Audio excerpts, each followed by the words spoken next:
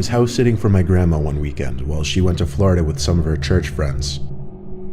I was sleeping in the guest bedroom next to her room. The guest bedroom always had 2 twin beds inside of it that my brother and I would sleep in when we had sleepovers at her house. I took the bed next to the window, but before getting into bed, I checked all the doors making sure they were locked. When I did get into bed, it was early, and I didn't actually go to sleep for a while. There wasn't much to do at my grandma's house. I was just on my phone for an hour or two, watching videos, texting people, whatever. That's when I thought I could start hearing someone's voice outside. It sounded like a woman's voice, saying hello. I left the bedroom and inched my way closer to the front door, moving slow because I was trying to listen. Hello? It was a woman's voice, just going hello like every 10 seconds.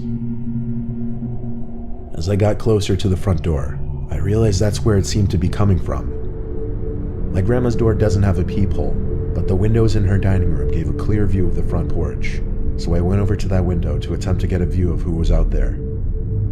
I tried peeking my head in between the plastic blinds without making it obvious, but I guess I didn't do a good job of that, because when I looked, I did see a woman on my grandma's stoop, and she was looking right at me, as if she knew I was going to be looking through those blinds. Once again, she said hello, with some freakish smile on her face. This woman was older, but don't picture her as some innocent-looking, small old lady. She looked like she was maybe late 50s, early 60s, and something about her face just skeeved me out. I moved away from the window and thought maybe it was one of my grandma's friends. It was midnight, though. Why would anyone come to the door this late? And why wouldn't she knock or ring the bell? Why was she just standing out there going hello over and over? I was genuinely unsettled.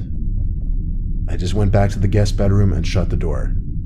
Now with the door shut as opposed to before, I couldn't hear that woman anymore. Maybe it was that, or she just decided to leave. I started texting everyone about it, my sisters, my friends, telling them how bizarre it was. But a good amount of time passed in silence, and I was starting to calm down. My sisters were telling me to call Grandma, but there was a 0% chance she was awake, and she barely ever even checked her cell phone anyway. Just like that, something broke the silence. A banging at the window. Not a knocking or tapping, banging. I felt that fierce pain in my chest area as my body entered that fight or flight mode. Shortly after the banging stopped, I heard that familiar voice say hello. With that boost of adrenaline, I guess I had the extra confidence to grab the blind and push it up. There I was, face to face with this horrifying older lady, with only a thin layer of glass between us. I screamed at her smiling, gross face, "I'm calling the cops."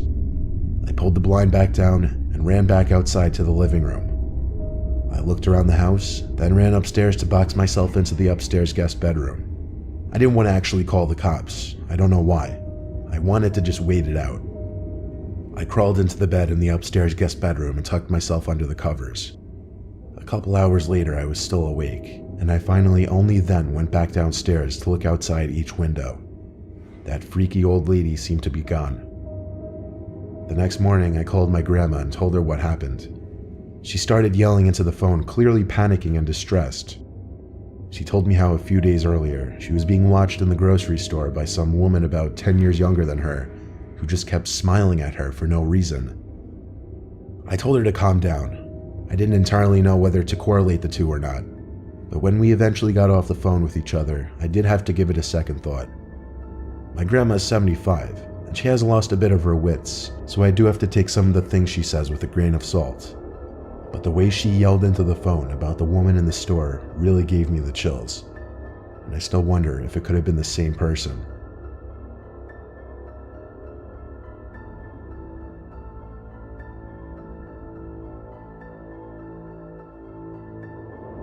My name is Nicholas. I'm currently a freshman at Syracuse University, which doesn't exactly sit in the safest area. I just went through a breakup with my first girlfriend, so I started getting back into the online dating scene. I was using the app Hinge when I found some blonde girl named Stephanie who I really connected with. She also went to Syracuse. We both liked to read, go to the movies, we even had the same sense of humor. I suggested we go on a movie date, and she said she'd love to. She told me to meet her at some specific point near campus and she'd pick me up. So, around 9 o'clock, I waited on some corner of a normal neighborhood block, waiting for Stephanie. She asked me to share my location with her, and so I did. A few minutes later, I saw a car turn down the street and start approaching me. Then it stopped in front of me, and the driver rolled down the window. It wasn't Stephanie, though, but some old random guy. He asked what I was doing alone out here, which was insanely weird first of all. Then I said I was waiting for someone. He asked if I was waiting for Stephanie, and I said, yeah, how'd you know? He said he was Stephanie's father, and told me to hop in so he could give me a ride to her. I took a good look at him, and he looked a little old to be her father, to be honest. I'm no idiot when it comes to sketchy situations, so I said in a firm voice, why didn't you tell me you'd be picking me up? He claimed he didn't trust a random guy meeting up with his daughter, and wanted to meet me first. I took another good look at the man and didn't say anything. I simply started walking away in the opposite direction from where his car was facing. He started yelling, hey, hey, sounding surprised that I was just walking away like that, but I've heard way too many kidnapping stories to know where this could potentially go. I heard the guy's car moving, and I turned to make sure he wasn't doing a U-turn to follow me. I breathed a sigh of relief when he drove straight and turned left out of sight. I continued walking down the block towards campus. I got to the corner of the block and was just about to make a turn when I noticed what I was pretty sure to be the same car the man was driving, just parked on the side of the road with the light shut off. I briefly tried looking into the window as I passed, but the glass was tinted. I tried not making it obvious that I was suspicious and continued walking. I got a text from this so-called Stephanie person saying, why didn't you get in the car with my dad? I ignored the text and continued walking. I kept looking back to see if the car would move. When I got to an intersection in the road, I turned right and then full-on booked it in the direction of campus. Surprisingly, I wasn't followed. I made it back to campus out of breath and started walking to my dorm building. I felt like I heard footsteps following me though. I thought maybe I was being paranoid, but when I heard a piece of broken glass being kicked by someone's shoe, I knew I was being tailed.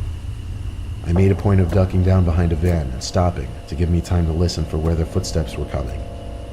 They were a few cars away from me. Then I remembered. I never stopped sharing my location with Stephanie, or should I say that man. I saw him. It was that old man. He was approaching from between two cars across from me. He yelled something that I didn't fully understand, but it sounded like he said, come back and I'll take you to her. He had to be like 60-something. There's no way he would catch me if I sprinted. I lost him easily when I ran, and made it back to my dorm room.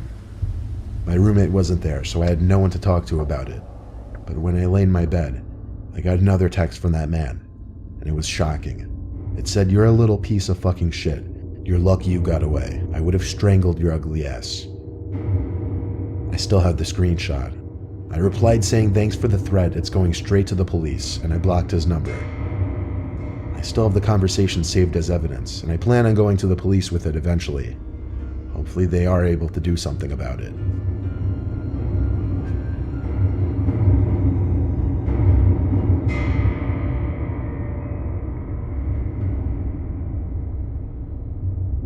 When I was 18, I had a side job as a part-time janitor at my high school over the summer.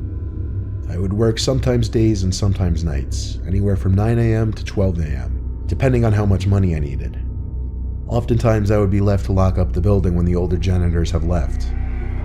This was a time before the high school had cameras installed in every single hallway. So one night, one of my superiors, Tom, had to leave early, meaning I'd be finishing up the rest of my shift alone, and I'd be locking up for the night. He told me text him if I need anything, as he always did, and then he left. I loved it when I was left alone because usually I'd just do half an hour of work and then just hang around on my phone or leave early and still get paid for the whole shift. I definitely pushed it with the things I'd get away with at that place.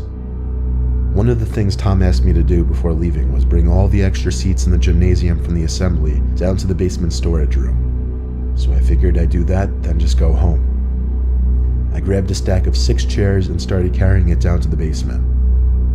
The lights in the storage room were very dim. They kind of suck. The whole basement of that school wasn't exactly pretty.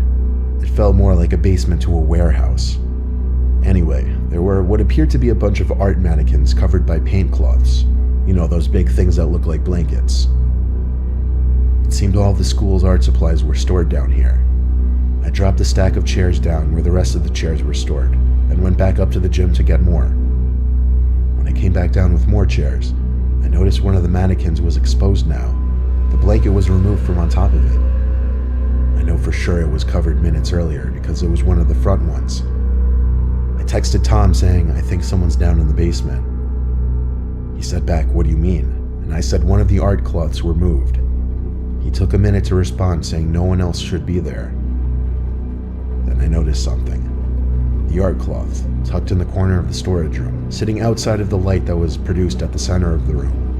It was covering something, surely. I started to tiptoe over to it, but when I was a few feet away from it, I realized whatever was under that cloth was moving just ever so slightly. There was undoubtedly someone hiding under there. I ran back upstairs and locked the basement door. I texted Tom saying someone is hiding under a cloth in the basement. He said call the cops, but I insisted he just come back since he only just left like 10 minutes ago. He didn't want to come back though. He told me to be a man and confront whoever was down there. So I went down to the basement again.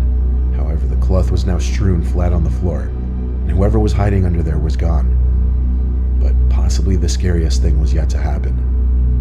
As I stood in the storage room, there were loud metallic thumps coming from above my head.